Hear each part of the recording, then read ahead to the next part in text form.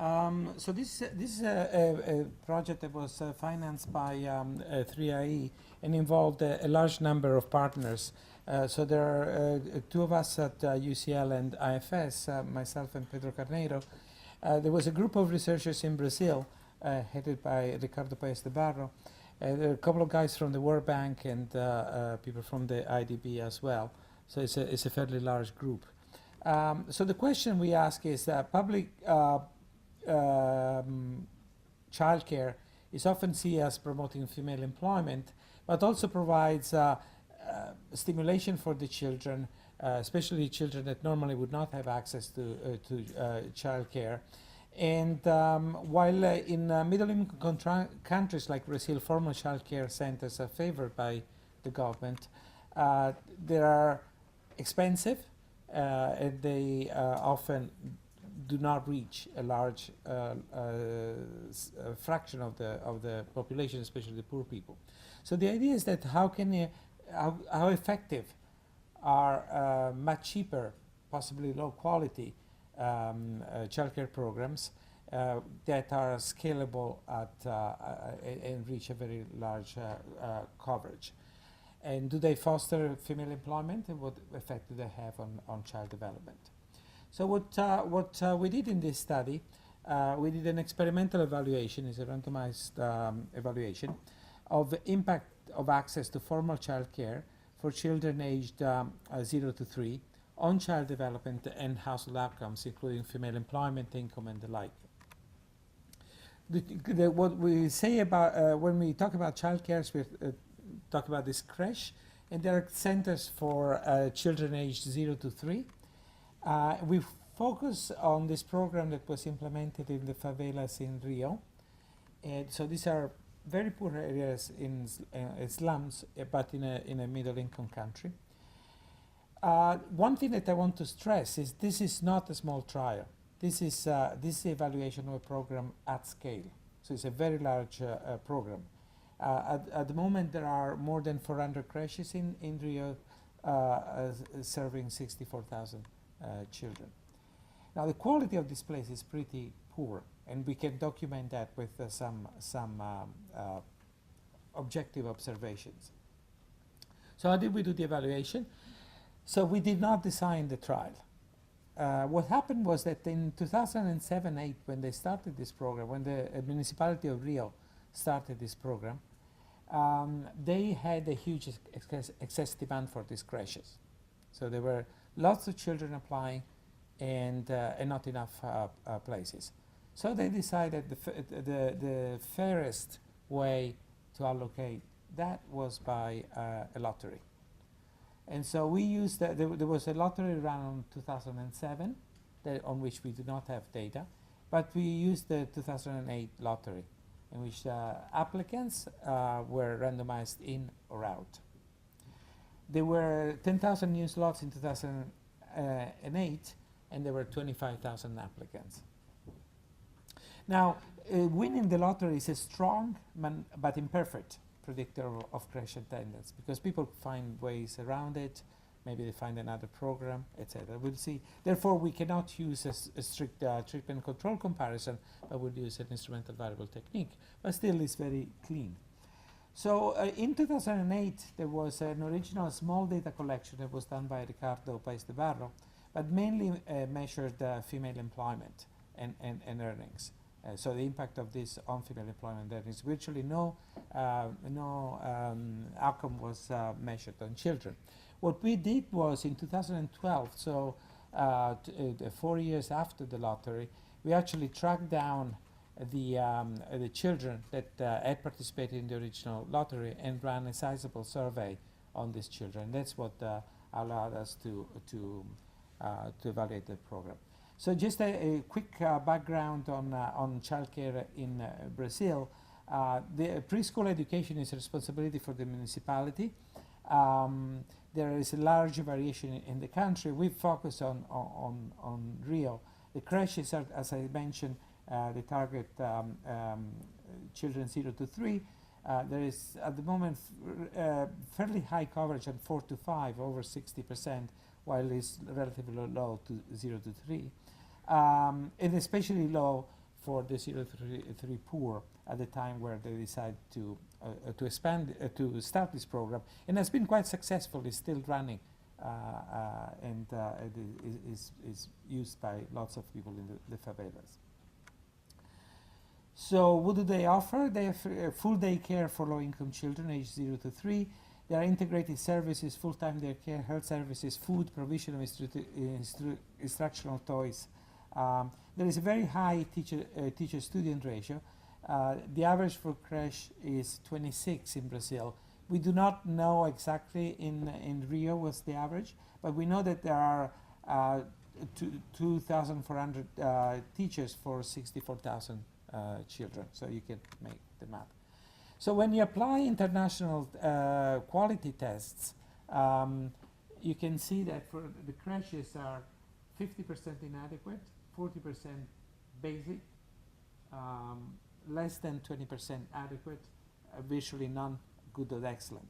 If you do apply the same test to Head Starts in the UK, none was below good. They were either good or excellent. So just to give you and these are the same test, to give you an idea of the quality. So the lottery was done over a 2-day application window. All the applicants with special needs have priority access for up to 2 children per class. 1 or 2 children with special needs count as 5. Each daycare center could fill up to 10% using discretionary methods before the lottery was implemented. But then all remaining vacancies were randomly allocated among the applicants that were eligible, and those are the eligibility criteria. They had to be poor, they had to have problems, etc. Okay. So there were the slots divided across 4 age groups: 0 to 1, 1 to 2, etc.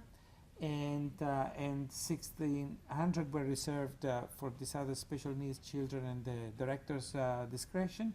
The remaining 10,000 were allocated randomly through the lottery. There were 25,000 applicants, etc., of which 24 were eligible. As I mentioned, there was a short questionnaire in 2008, and then we did this data collection in 2012. It took us, as people from 3IE know, it took us much longer than we expected to get this job done. There were all sorts of problems in the data collection with the data collection firm and the like. It was a difficult data operation, tracking these children down in the favelas in Rio. But in the end, actually, I think we did pretty well. We have a fairly good, high-quality data. So there is a household survey. There is lots of stuff on child assessment. These are the type of tests that we do. We measure both health outcomes like height and weight, and lots of cognitive and language development on children, but also executive functions on the children. Now remember, these children are measured 4 years after so most of them now they're starting school. So these are longer, medium-run effects of this. Just to give you an idea, the Head Start at 4 years later has 0 impact on these on their children. The sample is balanced, so I will not, in the interest of time, dwell on this. Now, as I mentioned, the compliance was not perfect, but you can get an idea. These are the black are the losers, and the light blue is the winners, and so they are the same. The randomization worked, and then quite a few of the losers managed to get into a crash eventually, but you can see that there is a difference. There is a substantial difference. So we measured the impact of this difference, which is random. So I look at 3 types of impacts. The first one is on household income. And again, this is quite impressive because this is income impacts 4 years later, after the beginning of, after the implementation of the randomization. Be my guest. So the impact is significant on monthly income and on monthly food expenditure. So both on measures of income and consumption. Also, there is an interesting impact on the percentage of households that have a bank account. Is still staying on income variables, household income. There is a significant effect on employment. Hours of work. So these are our impact 4 years later. These were the impact immediately after a year after the implementation of the lottery in the study by Ricardo Perez-Navarro. So it is pretty much the same in terms of employment status of women. These are employment of the child care, which is who is typically the mother. And the impact on monthly income also is persistent, as you can see in the third column. There is the second set of outcomes that we look at is on the household environment. So does this attendance, maybe through the additional income, affect the environment in which that the children have at home? So we looked at both toys, the presence of books, and the amount of time that the mother or other adults spend interacting with the child, so telling stories and the like. And you can see that we do find some impacts on the environment at home. And finally, what is most impressive is that we do get impacts on a variety of children outcomes. We definitely get impacts on height and weight, and these are, once again, 4 years later. And we get impacts on this is the Peabody vocabulary vocabulary test. We get impact on cognitive assessment. So when we combine, to take partly into account the fact that we're testing lots of hypotheses, we construct tests, indexes for cognitive assessment, for executive functions, for physical assessments. We don't find much, maybe surprising, on executive functions, but we do find on cognition, an effect of 0.09, on physical assessment that combines the height and weight, and mental, and then we combine them in turns, and they are strong and significant. So conclusion, for a low-income population in urban slums, we looked at full-time daycare of low quality, but scalable, which in our opinion is quite important. And there was a lottery implemented originally by the government to respond to the lack of enough places, and we used that lottery to evaluate the impact of the intervention 5 years later, and we found some considerable impacts. The next item on the research agenda is to try to dig deeper into this outcome and try to understand how did they work out.